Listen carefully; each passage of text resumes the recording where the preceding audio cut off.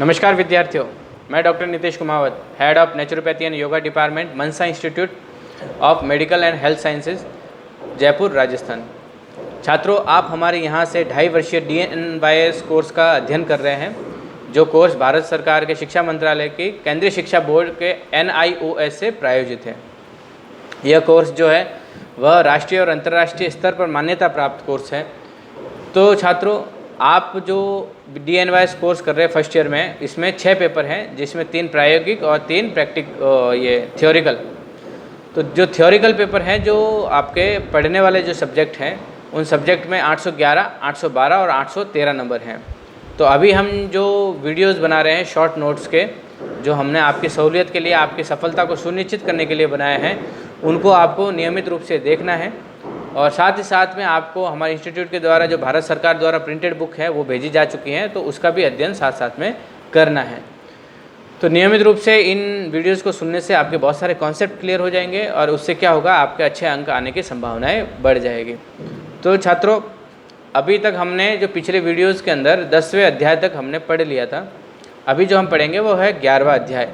तो 11वें अध्याय में हम जो पढ़ने वाले हैं वह है सूक्ष्म योगिक क्रियाएँ। ये जो योग में सूक्ष्म अभ्यास है उसके बारे में पढ़ेंगे। तो इसमें करना क्या है, सूक्ष्म का अर्थ होता है छोटी छोटी क्रियाएं जो शरीर के लिए बहुत ही बढ़िया है और वो यौगिक क्रिया है। तो इस क्रियाओं के अंदर क्या होता है कि सूक्ष्म यौगिक क्रियाओं से तात्पर्य हल्के व्यायाम से है, जिसका जीवन में बहुत ही बड़ा महत्व है। व्यायाम शरीर को स्वस्थ रखने में आवश्यक है, ब्लड सर्कुलेशन सही करता है, शरीर को ऊर्जा मिलती है, शारीरिक और मानसिक रूप से स्वस्थ रहने में यह सूक्ष्म यौगिक क्रियाएं, आसन, मुद्रा और प्राणायाम सर्वोत्तम है। तो योग अभ्यास करना कैसे है, उसकी सबसे सारी प्रोसीजर जो है, उसका जो सीक्वेंस है वो हमने पिछले अध्यायों में पढ़ा है, जिसमें प्रार्थना होती है, फिर आसन वगैरह इन सब की प्रैक्टिस होती है। तो जब आसनों की प्रैक्टिस होती है तो इसी दौरान में आसनों को किया जाता है। इसमें करना क्या है कि आपको ज़मीन पे सीधा बैठ जाना है, हाथों का सहारा पीछे लेकर दोनों पैरों को आगे फैला देना है। तो आगे फैलाकर सबसे पहला जो आसन जो हम अभ्यास करते हैं सूक्ष्म व्यायाम का, वो जो है पादांगुली नमन, मतलब पाद अंगुली नमन। तो पैर को जो पार्ट होता है, जो पैर हमने जो सीधे किए हैं उसको आगे की तरफ ले जाना है, उंगलियों को पूरा मोड़ के, और फिर उंगलियों को पीछे की तरफ अपने लाना है, आगे को मोड़ना है, फिर पीछे लाना है। इस तरीके से ये मोड़ना और चालू करना स्टार्ट करते हैं। तो ये जो प्रोसीजर हो गया पादांगुली नमन हो गया। इसी में क्या होता है, पूरा पाद नमन भी होता है, पैरों को आगे की तरफ स्ट्रेच करना है, फिर अंदर की तरफ स्ट्रेच करना है, फिर आगे की तरफ स्ट्रेच करना है, फिर अंदर की तरफ स्ट्रेच करना है। फिर अगला जो प्रोसीजर है वह है गुल्फ नमन। गुल्फ कहते हैं आपके एंकल को, टखने को। तो इसमें टखने को क्या करना है कि दोनों पंजों को आगे पीछे करना है, अंगुलियाँ स्थिर रखनी है। अभी जो मैंने बताया पंजों को आगे नमन करना है, पाद नमन जो है वो वाली प्रोसीजर को गुल्फ नमन भी कहते हैं, कि आपको पैर सीधे करने हैं और आगे की तरफ पूरा बैंड करना है, फिर पीछे बैंड करना है, आगे की तरफ पूरा बैंड करना है, पीछे बैंड करना है, पैरों को, पैरों के पंजों को। क्लियर। फिर श्वास प्रश्वास की गति जो होती है, जब आगे जाए तो छोड़े, जब पीछे आए तो ले, छोड़े ले, छोड़े ले, इस तरीके से ये क्रिया यौगिक क्रिया में परिवर्तित हो जाती है। अगला जो है गुल्फ घूर्णन। गुल्फ यानी एंकल जो हमने बताया, उसका घूर्णन। इसमें करना क्या है, एक पैर को बेंड करना है, दूसरे पैर से आपको टखनों के ऊपर से पकड़ना है और दूसरे हाथ से, एक हाथ से पकड़ लिया, दूसरे हाथ से उस पैर को घुमाना है और रोटेशन देना है, क्लॉकवाइज और एंटी क्लॉकवाइज। तो इससे क्या होता है, आपके टखनों का बहुत बढ़िया व्यायाम हो जाता है, बहुत बढ़िया सर्कुलेशन वहाँ पे अच्छा हो जाता है। अगला जो है वह जो व्यायाम है या फिर जो सूक्ष्म क्रिया है वह है जानु नमन। जानु नमन, जानु बोलते हैं हमारे घुटनों को। तो घुटनों को नमन करने का जो व्यायाम है, जो सूक्ष्म व्यायाम है, उसको करना कैसे है कि अपने दोनों हाथों की हथेलियों को घुटनों के नीचे सपोर्ट के लिए ले ले, और फिर घुटनों को बैंड करना है और वापस सीधा करना है, उठाना है और रखना है। जैसे घुटनों को मोड़ना और खोलना शुरू करना है। जब मोड़ेंगे तो श्वास लेना है, फिर जब नीचे छोड़ेंगे तो श्वास भी छोड़ना है, और इस अभ्यास को निरंतर करना है। तो इससे क्या होता है, आपके घुटनों की जो ब्लड सर्कुलेशन है बहुत बढ़िया बढ़ जाती है। और खोलते समय कोशिश करनी है घुटने जितने हो सके मैक्सिमम सीधे रखना है। अगला जो आसन है या फिर सूक्ष्म व्यायाम है वह है जानु चक्र। तो जानु चक्र में क्या करना है कि आपको जांघ के नीचे हाथों के हथेलियों को फैलाकर अपने पैरों को सपोर्ट करना है, फिर घुटनों को गोल गोल घुमाना है, जितना बड़ा चक्र बना सकते हैं। इसमें क्या होता है कि आपके थाइस जो होती है थाइज को पकड़ना है, आपके अपने दोनों हाथों से सपोर्ट करना है और पैर को ऐसे हवा में सीधे रखना, फिर उसको रोटेशन देना है क्लॉकवाइज और एंटी क्लॉकवाइज। तो ये आपके घुटनों की बहुत बड़ी व्यायाम मानी जाती है, बहुत बढ़िया व्यायाम है। फिर अगला जो है जानुफलक आकर्षणासन। जानुफलक बोलते हैं आपके घुटने के ऊपर जो एक ढक्कन जैसा होता है, जिसको पटेला बोला जाता है मेडिकल भाषा में, उसको ऊपर की तरफ तानने की कोशिश करनी है। पैर सीधे रखने हैं और स्ट्रेट मतलब इतना तान देना है, महसूस करना है कि वो ऊपर से तन रही है, फिर उसको रिलैक्स कर देना है, फिर तानना है, फिर रिलैक्स कर देना है। इस तरीके से ये घुटने का संपूर्ण व्यायाम हो जाता है। अगला जो व्यायाम है वह है तितली आसन। उसमें 2 प्रकार होते हैं, अर्ध तितली और पूर्ण तितली। तो अर्ध तितली आसन में क्या करना है, एक पैर को बेंड करना है, दूसरी जांघ पे रखना है और एक हाथ को घुटने पे रखकर और दूसरा अपने पैरों के पंजों पे रखकर धीरे धीरे पुश करना है अपने घुटने वाले पार्ट को, ताकि आपकी जो जॉइंट पार्ट है उसकी अच्छी व्यायाम हो जाए। फिर जब इसमें अच्छे महारत हो जाए, आप फ्लेक्सिबल बन जाए, तो दोनों पैरों से पूर्ण तितली आसन करना है। उसमें क्या करना है, दोनों पैरों के पंजों को बैठकर मिला देना है और ये पालथी जैसा एक शेप बन जाएगा और फिर दोनों घुटनों को ज़मीन से टिकाने का अभ्यास करना है। जैसे तितली उड़ती है उस प्रकार से पैरों की मूवमेंट हमको करनी है। अगला जो सूक्ष्म व्यायाम है वह है श्रोणी चक्र।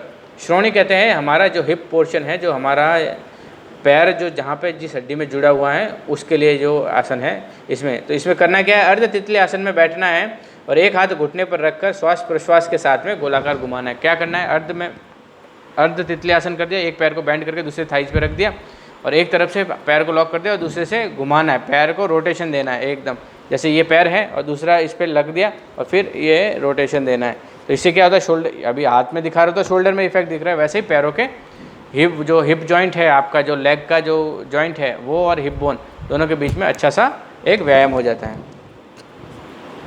ये सारे आसन हो जाए उसके बाद में एक और आसन होता है, वह है वज्रासन।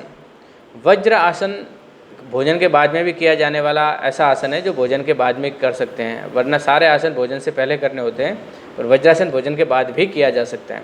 इसमें करना क्या है कि दोनों पैर सीधे करें, फिर एक विशेष मुद्रा में मोड़ कर पीछे की तरफ ले जाएं और पैरों की थाइज जो अपनी कफ मसल्स है उस पर और एडियो के वाले हिस्से पे ही बैठना है। एडिया ज़मीन से जो पैर है जो है, अब जैसे इस तरीके से पैर है तो पीछे मोड़ेंगे तो ऐसे हो जाएंगे, तो ऐसे रहे और आप उसके ऊपर सेटल हो जाए। तो घुटने मोड़कर बैठने वाली जो क्रिया है जिसमें एड़ी खड़ी नहीं रहे, एड़ी मतलब पैर पूरा ऐसे समतल बनने की कोशिश करें, तो वो वाला जो आसन है वो कहलाता है वज्रासन। अगला है मुष्टि का बंध। इसमें क्या है, हाथों को कंधों के सीध तक ऊंचा उठाइए, कोहनी सीधी रखिए, अंगूठे को अंदर रखते हुए मुट्ठी बांधिए और श्वास लेते हुए खोलिए। करना कैसे, ये उठा लिया, इस तरीके से भी कर सकते हो, इस तरीके से भी कर सकते हो। मुट्ठी को बंद करना है, एक बार जोर से खींचना है, फिर खोल के मुट्ठी बंद करनी है, फिर वापस से अंदर अंगूठे को लेकर बंद करना है, फिर बाद में खोलना है। ये एकदम हाथ सीधे रख के करना है, ध्यान रखना है। अगला जो है वह है मणिबंध नमन। मणिबंध नमन में क्या है, जो मणिबंध बोला जाता है आपकी कलाइयों को, क्योंकि ये 8 मणकों से 8 हड्डियों से मिलकर बनी हुई होती है आपकी कलाइयाँ। तो दोनों हाथों में 8-8 होती है, ये ध्यान रखना है। दोनों को क्या करना है, अपने अंगूठों को मुट्ठी के अंदर ले लिया और फिर जब ये नमन है इसका, उसको मणिबंध नमन कहते हैं, तो नीचे लेना है, ऊपर लेना है, नीचे लेना है, ऊपर लेना है, ये भी कर सकते हैं। और या फिर हाथ सीधे रखना है, नीचे लेना है, ऊपर लेना है, नीचे लेना है, ऊपर लेना है, ये मणिबंध नमन आसन हो गया। फिर इसी तरीके से मणिबंध घूर्णन भी होता है, इसमें रोटेशन देना होता है अपने, ये क्लॉकवाइज एंटी क्लॉकवाइज। ओके, अभी अगला जो है वह है स्कंद चक्र। स्कंद बोलते हैं हमारे कंधों को। तो कंधों को करने के लिए क्या करें, हाथों को कप बनाकर अपने शोल्डर पे रखा और रोटेशन दिया, ऐसे इतना रोटेशन दिए कि आपके कोहनी आपस में मिल जाए, फिर रोटेशन देना, ऐसे क्लॉकवाइज फिर एंटी क्लॉकवाइज भी सेम। तो इस प्रकार से 10-10 चक्र करने हैं, 20-20 चक्र करने हैं, जैसा आपके समय की उपलब्धता। फिर अगला जो आता है वह है ग्रीवा संचालन। ग्रीवा बोलते हैं हमारी गर्दन को रोटेशन देना है। तो गर्दन को रोटेशन देने के लिए क्या ध्यान रखना है कि क्लॉकवाइज और एंटी क्लॉकवाइज साथ में हो। जैसे ये हमने इस तरीके से एक चक्र पूरा किया, ये जहाँ पूरा होता है वहीं पे वापस ऑपोजिट करना है। इससे क्या होता क्या है कि आपको चक्कर जैसा महसूस नहीं होगा, चक्कर नहीं आएंगे, आपका सर नहीं चकराएगा। तो ये जो प्रकार था, जो आसन था वो था कौन सा, अपना ग्रीवा संचालन। अभी आगे जो पढ़ते हैं वह है उत्तान पादासना। उत्तान पादासना में करना क्या है ज़मीन पे सीधा लेट गए, तो एक पैर से करना है तो धीरे धीरे एक पैर को 30 डिग्री, फिर 60 डिग्री, फिर 90 डिग्री तक उठाना है, फिर श्वास छोड़ते हुए वापस नीचे रखना है। इसी प्रकार से दूसरे पैर से, फिर दोनों पैर से एक साथ में करना है। दोनों पैरों को पास में ला दिया, हाथों को स्टार्टिंग में आप चाहो तो थाइज के नीचे सपोर्ट के लिए रख सकते हो ताकि आपके पेट पर ज़्यादा जोर नहीं आए, पर धीरे धीरे अभ्यास से वो आसान हो जाता है, सपोर्ट की ज़रूरत नहीं पड़ती। धीरे धीरे पहले सबसे पहले 30 डिग्री, फिर 60 डिग्री, फिर 90 डिग्री को पैरों को उठाना है सीधे लेटकर, तो यह कहलाता है उत्तान पादासन। ठीक है। फिर और इस उत्तान पादासन को करने में क्या, जब पैर उठाते हो तो श्वास भरते हुए उठाना है और श्वास छोड़ते हुए वापस नीचे लाना है। अगला जो आसन है वह है पवन मुक्तासन। दोनों घुटनों को मोड़ना है, घुटनों के बाहर के हथेलियों में फंसाकर श्वास भरिए और छोड़ते हुए नाक प्रयास करना है। करना क्या है, दोनों पैर सीधे कर लिए हैं, सीधे सोए हुए है ही हम, सीधे सोए हुए। अब क्या करना है, सबसे पहले आधा पवन मुक्तासन करना है तो एक एक पैर से करना है, और दोनों से करना है तो दोनों पैर से करना है। तो करना क्या है, मैं दोनों का बता देता हूँ। दोनों पैरों को उठाकर अपने पेट पर ले लेना है बैंड करके। पहले तो पैरों को मोड़कर अपने नितंबों के पास में, अपने हिप्स के पास में ले आओ, दोनों पैर पास में जुड़े हुए, और फिर उठाकर अपने पेट पर आने दो, छाती पर आने दो। आने के बाद में उसको अपने दोनों हाथों में कस लेना है, उसको एकदम टाइट अपने चेस्ट की तरफ दबा देना है, और गर्दन को उठाकर नाक टच करना है घुटनों से, ये ठुड्डी टच करनी है। और इस आसन को बोलते हैं पवन मुक्तासन। पेट के अंदर जो अपान वायु है वो जब डिस्टर्ब हो जाती है तो इस आसन से बहुत बढ़िया तरीके से निकलती है। साथ ही साथ ये चेस्ट के लिए, अपने स्टमक के लिए, अपने हाथों के लिए बहुत बढ़िया व्यायाम है। तो इस क्रिया को 3-4 बार करने के बाद में शवासन जरूर करें ताकि ब्लड सर्कुलेशन संतुलित हो जाए। अब इसके आगे जो है वह है विशेष अभ्यास आसनों का। तो सबसे पहले है ताड़ासन। ताड़ासन जो शब्द है वो ताड़ पेड़ से लिया गया है कि ताड़ के पेड़ की तरह होना। तो इसमें करना क्या है, दोनों हाथों की उंगलियां फंसा दी, दोनों पैरों को बीच में चाहो तो थोड़ा सा गैप दे दे, या फिर दोनों पैर पास में रहेंगे, और फिर हाथों को पूरा ऊपर तान देना है। श्वास भरते हुए धीरे धीरे पैरों के पंजों की एड़ियों को ऊपर उठाना है, पंजों के ऊपर आ जाना है, पूरा अपने आप को ऊपर तानना है। सामने किसी एक वस्तु पर एकाग्र होकर देखना है ताकि आपका संतुलन बने रहे। ये ध्यान रखना है, किसी एक चीज़ पर फोकस करना है ताकि आपका बैलेंस बना रहे। जब अभ्यास अच्छा हो जाए, पैरों पे संतुलन आने लग जाए, तो यही जब सामने देख रहे थे उसकी जगह हमको ऊपर आकाश को देखना है, ऊपर किसी चीज़ पे फोकस करके अपने आप को और तानना है। अगला जो आसन था वह है तिर्यक ताड़ासन।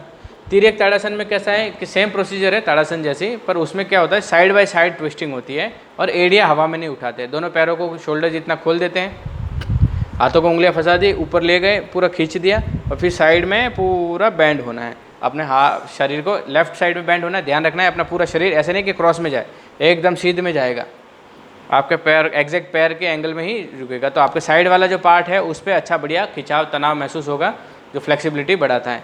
वैसा का वैसा ऑपोजिट भी करना है। ठीक है। फिर उसके बाद में विश्रामात्मक आसन है। अभी जो हमने जो अभ्यास किया उसके बाद में विश्राम भी करना है। तो विश्रामात्मक आसन में क्या होता है कि आपने जो व्यायाम किया उसके बाद में जो ऊर्जा का व्यय हुआ उसको फिर से संतुलित करने के लिए, फिर से इकट्ठा ऊर्जा जो व्यय हुई है उसको इकट्ठा करने के लिए जो विश्राम के आसन किए जाते हैं। तो सीधे सोकर जो विश्राम किया जाता है उसे शवासन बोलते हैं। करना कैसे है, पैर सीधे लेटा दिए, सीधे लेट गए, पैरों को खोल दिए, हथेलियाँ आकाश की तरफ खोल के एकदम सीधे लेट जाना है। गर्दन को चाहो तो एक तरफ मोड़ सकते हैं, एकदम शरीर को ढीला छोड़ के आंखें बंद करके लेट जाना है। तो इस तरीके से अपने शरीर को ढीला ढीला छोड़ते हुए पूरे शरीर को रिलैक्स कर सकते हैं। इससे क्या होता है, एक तो सारे शरीर को रिलैक्स होने लगता है, धीरे धीरे अनिद्रा के रोगों को में बहुत बढ़िया काम करता है। शरीर जो आसन किए है उसके कारण जो रक्त संचार में तेजी आई है वो भी संतुलित होने लगती है। डर, चिंता, पीड़ा ऐसी चीज़ों से मन को शांति मिलती है। अब इसी प्रकार उल्टे लेटकर भी एक विश्राम आसन है। कई बार आसन जब उल्टे लेटकर किए जाते हैं तो बार बार सीधा होना संभव नहीं होता है, तो उल्टे लेटकर भी कुछ आसन विश्राम के हैं। उसमें जो आसन है एक है मकरासन। मकरासन में क्या करना है, उल्टे लेटना है, हाथ को आगे ऐसे इस तरीके से तकिया बना के गर्दन को उस लाना है, और पैरों को क्या करना है, पैरों को पीछे फैला देना है और एड़ियाँ अंदर की तरफ और पंजे बाहर की तरफ सुला देना है ऐसे। अभी जैसे ये पैर है तो ये एड़ियाँ अंदर की तरफ और पैर बाहर की तरफ, पंजे बाहर की तरफ ऐसे सुला देंगे। तो इस तरीके से आपके कमर को भी बहुत रिलैक्स हो जाता है, पूरी स्पाइन रिलैक्स हो जाती है और शरीर एकदम कंफर्टेबल हो जाता है। अगला जो आसन है वो है ध्यानात्मक आसन। कौन कौन से आसन हैं जिसमें बैठकर हम ध्यान कर सकते हैं। तो 3 आसन जो है जिसको बढ़िया माना गया है ध्यान आसन में। सबसे पहला तो है सिद्धासन, दूसरा पद्मासन और तीसरा वज्रासन। तो सिद्धासन कैसे करना है, जमीन पर दरी और चटाई बिछाकर बैठना है, पैरों को आगे की ओर फैला देना है। अब बायां पैर घुटनों से मोड़े और हाथों को पकड़ के उसका तला दाएं पैर के जंघा से मिला दें, और इसी प्रकार दूसरा भी करना है। पैर जो होता है, जो पैर का जो तलवा होता है, पैर को पहले सीधे बैठ गए, पैर फैला के ज़मीन पर, दरी पर, फिर पैर बेंड करके पैर का जो तलवा होता है वो दूसरे पैर के थाइज पे लॉक कर दिया, और दूसरा वाला जो पैर होता है वो भी ऊपर से लाकर जमीन उसमें दूसरे वाले थाइज के अंदर घुसा देना है। तो इस वाली प्रक्रिया जो कहते हैं उसको सिद्धासन कहा जाता है। ये बहुत बढ़िया आसन है अपने लंबे समय तक आसन प्राणायाम की प्रैक्टिस करने के लिए। तो इसमें ध्यानात्मक आसन है, ध्यान के लिए स्टेबिलिटी अपने को बहुत बढ़िया प्रदान करता है। इसी प्रकार से पद्मासन है। पद्मासन में क्या करना है कि कमल की जैसे संरचना हो जाती है पैरों की, तो एक पैर को उठाकर दूसरे थाइज के ऊपर रखना है जिसकी हथेलियाँ ऊपर की तरफ दिखेगी, और दूसरे पैर को उठाकर वापस वैसे ही रखना है। तो इस तरीके से दोनों पैर पद्मासन में आ जाते हैं। और वज्रासन की विधि जो है मैंने पहले बताई दी है, दोनों घुटनों को बेंड करके उसके ऊपर बैठना है, ये वज्रासन की विधि है। तो ध्यान रखें ये सारी क्रिया रीढ़ की हड्डी सीधी रख के करनी है, ज़्यादा ज़बरदस्ती नहीं करनी है, धीरे धीरे अभ्यास को बढ़ाना है। तो इस प्रकार छात्रों हमने 11वां चैप्टर कंप्लीट कर लिया। ये सारे आसनों के बारे में कुछ ऐसे आसन तो जो आवश्यक थे, जो सूक्ष्म व्यायामों के अंदर भी आते थे और आसनों के अंदर भी आते थे। तो मोस्टली जो रोटेशन वाले जो पार्ट थे वो सारे सूक्ष्म व्यायाम थे। इसी प्रकार से हाथ का, कंधे का, गर्दन का, कमर का, सबका रोटेशन पॉसिबल है। तो उस आसन को सूक्ष्म व्यायाम कहते हैं। और कुछ हमने शंख प्रक्षालन में यूज़ होने वाले आसन, रिलैक्स करने वाला आसन भी पढ़े। तो इस प्रकार से हमारा लगभग 11वां चैप्टर जो है, 11वां अध्याय कंप्लीट होता है। 811 नंबर सब्जेक्ट जो योग का आधारभूत ज्ञान है वो कंप्लीट होता है। धन्यवाद।